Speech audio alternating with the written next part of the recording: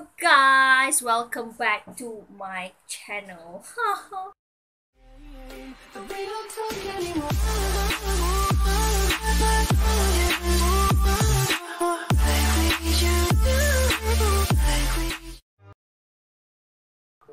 Jadi hari ni sebenarnya hidup aku penuh dengan cabaran kecil. Sebab aku ada test evidence. Okay, test evidence adalah test. Kita orang kan sekarang UiTM kan memang belajar daripada kelas, daripada rumah kan. Jadi memang test tu agak mencabar lah. Bagi aku. Aku tak tahu bagi orang lain kan. Tapi it's okay. Let's just forget that. Okay, let's just dive into our topic today, which is baby squealo case.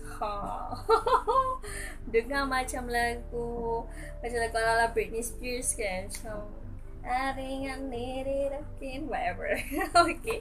Tapi hari ni I nak bercerita tentang satu kes yang berlaku di Rome, Italy. Okay, kalau korang tak tahu di mana Italy, Google. Jangan nak suruh aku cari juga. Penuh kayak memori dada tu kan, gitu.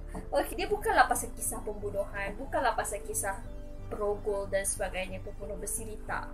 Tapi yang melibatkan moral. Okay, morality gitu. Okay, jadi baby squealo case. Okay, baby squealo ni, squealo tu ditranslatekan sebagai prostitute.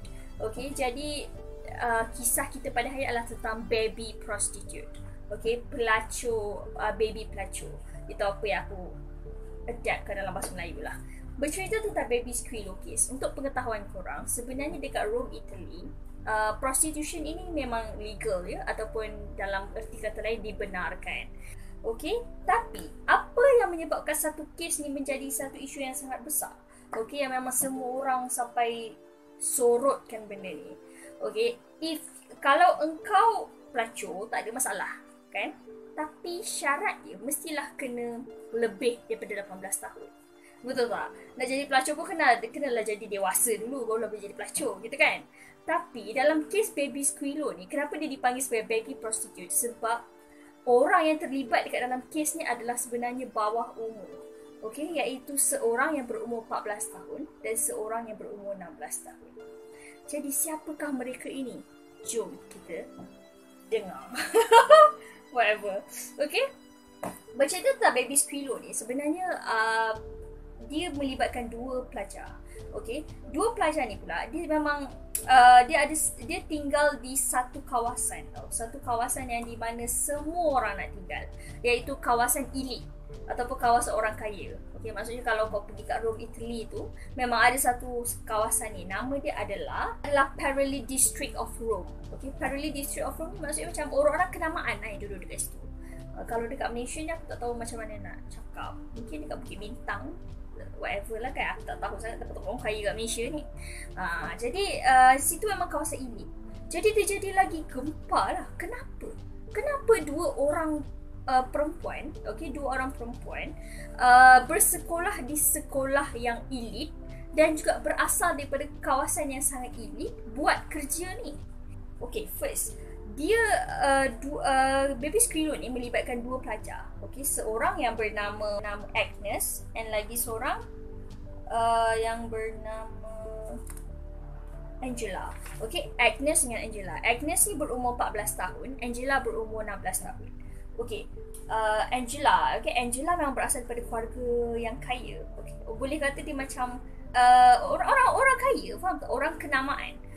Jadi Angela ni memang berasal daripada orang kenamaan. Namun, dia berbeza pula dengan kisah Agnes. Okey, Agnes ni dia berumur 14 tahun. Dia lagi muda daripada Angela. Tapi Agnes ni dia hidup dengan mak dia. Okey, mak dia yang memang single mother. Kan? Jadi, dua perempuan ni sebenarnya mempunyai kisah yang sangat berbeza lah. Okey, first kali Agnes ni, di kisah hidup dia adalah apabila dia memang dipaksa, dia memang orang kata dipaksa, bukan dipaksa lah, more to like mak dia memang menggalakkan, okay, kegiatan prostitute dia tu, kegiatan pelacuran dia tu. Jadi bila mak dia menggalakkan tu kan, jadi macam Agnes ni boleh dikatakan macam dialah yang menampung perbelanjaan kehidupan keluarga dia selepas bapa dia tinggalkan dorang ni. Berbeza pula dengan Angela. Okay, Angela ni pula mak dia memang tak tahu pun yang dia buat kerja ni. Dia memang apa yang aku buat kan, so benda kan. Dan yang mak dia pelik adalah apabila anak dia ni, look even though kau orang kaya, tapi mestilah anak orang kaya ni dia ada limit tau macam nak beli barang kan. Contohnya macam it's impossible lah nak bagi puluh ribu sebulan untuk anak kau. Faham tak? Kalau aku kaya pun mungkin aku just ada limit untuk anak aku. Macam tu. Tapi untuk Angela ni, mak dia tengok yang dia ni terlalu beli sangat barang-barang branded. Faham tak? Macam tiba-tiba balik je rumah bawa barang ni, balik je rumah bawa barang ni. Mak dia macam pelik lah, kerja apa yang dia buat sampai dia boleh beli barang-barang tersebut. Gitu. Jadi dekat situ dia kantoi dengan mak dia. Gitu kan? Okey, bercerita pula tentang kisah dia ni. Dia memang orang kata dua keluarga yang berbeza semua. Tapi apa yang menyebabkan diorang ni involved dekat dalam prostitution ni? Dia punya situasi dia senang je. Sebenarnya diorang ni memang nak easy money kan. Bila kau bercerita sebab dua ekor budak ni memang mencari dekat Google tau macam mana nak buat duit dengan senang. And tiba-tiba keluar iklan tentang prostitution ni. Jadi dekat situlah diorang macam mula untuk melacurkan diri diorang lah. Tapi apa yang lagi gemparnya sebenarnya, kisah prostitution ni dia takkan gempar lah kalau kata orang-orang yang melanggan diorang ni adalah orang-orang yang kita terkenal pun. Faham tak? Macam mungkin orang yang macam picisan-picisan entah daripada mana, tak adalah orang ambil kisah kan.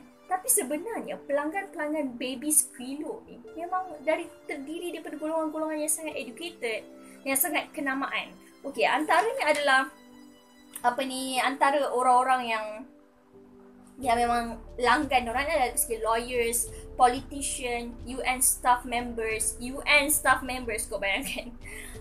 Kan, yang mempertahankan hak asasi manusia sangat tu. Lepas tu businessman dan sebagainya, bankers. Jadi memang pelanggan-pelanggan diorang ni adalah orang-orang yang memang banyak duit lah. Yang memang boleh dikatakan sangat educated itu.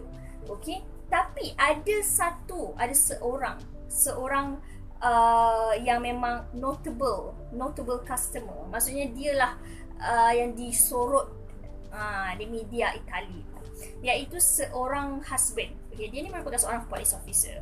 Okay, police officer, tapi dia merupakan seorang husband kepada MP. Dia macam ahli politik lah dekat Rome, Italy tu. Okay, nama dia adalah Alessandra Mussolini. Mussolini family ni dia memang orang kata family yang politician tau dekat Rome, Italy. Maksudnya orang kenal orang as a politician family gitu kan.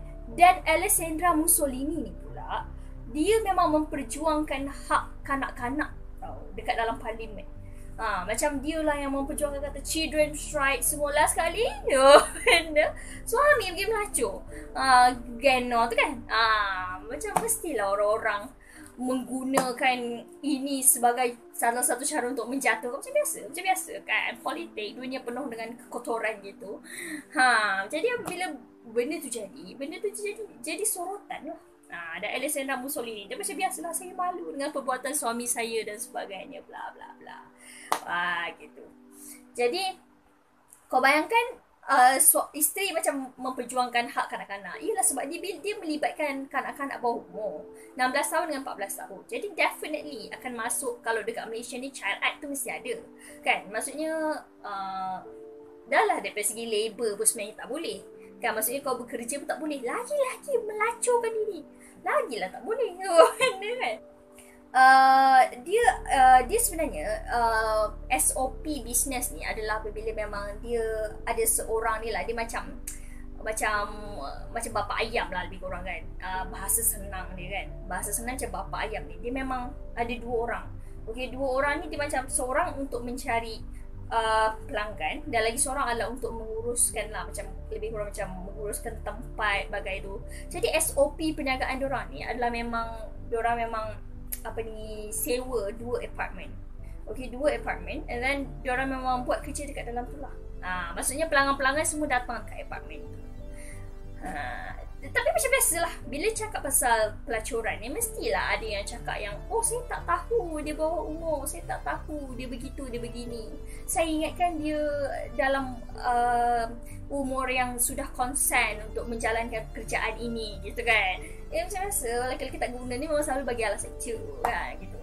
Jadi, salah satu bapa ayam dorang ni sebenarnya menyatakan yang sebenarnya perniagaan dorang ni, pelanggan-pelanggan dorang tu memang dah tahu dah yang sebenarnya dorang ni bawah umur.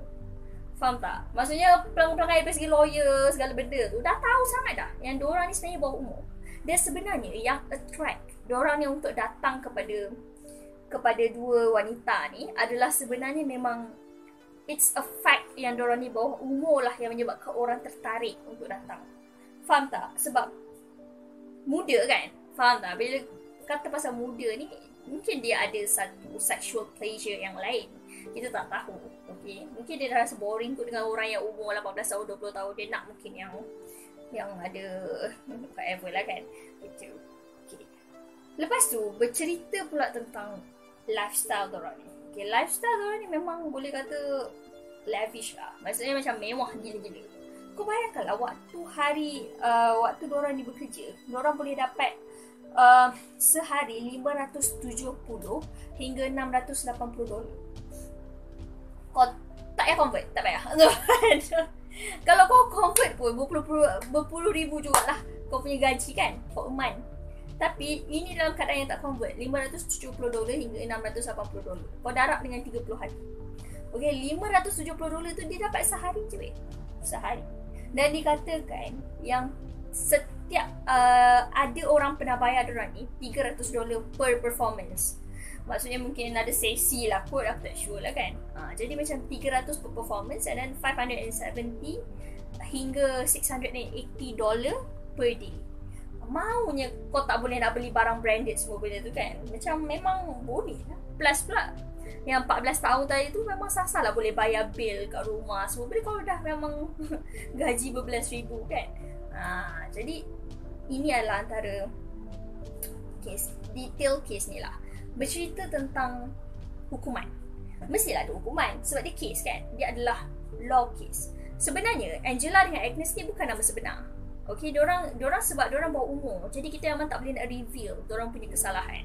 Okay, kalau dekat Malaysia pun sebenarnya memang kalau minor iaitu bawah umur, memang kita tak buat perbicaraan tu dekat open court. Okay, sebab kita nak lindungi dorang punya maruah. Okay, sebab bila bercakap pasal minor je, kita anggap yang dorang ni tak boleh berfikir secara matang lagi dalam membuat segala keputusan. Jadi that's why lah kita sembunyikan identiti. Gitu. Mereka kalau dah memang menyusahkan orang sampai ke besar, itu lain cerita. Kan? Jadi untuk Angela dengan Agnes ni memang bukan nama sebenar diorang. Kita masih, sebenarnya dekat Itali ataupun kat mana-mana dunia, pelosok dunia pun, masih lagi tak tahu siapakah Angela dengan Agnes ni sendiri. Betapa kerajaan menutup lah diorang ni daripada diketahui umum. Okay, apa apa punishment yang diorang ni dapat? Okay, first bercerita tentang parents Agnes tadi tu kan.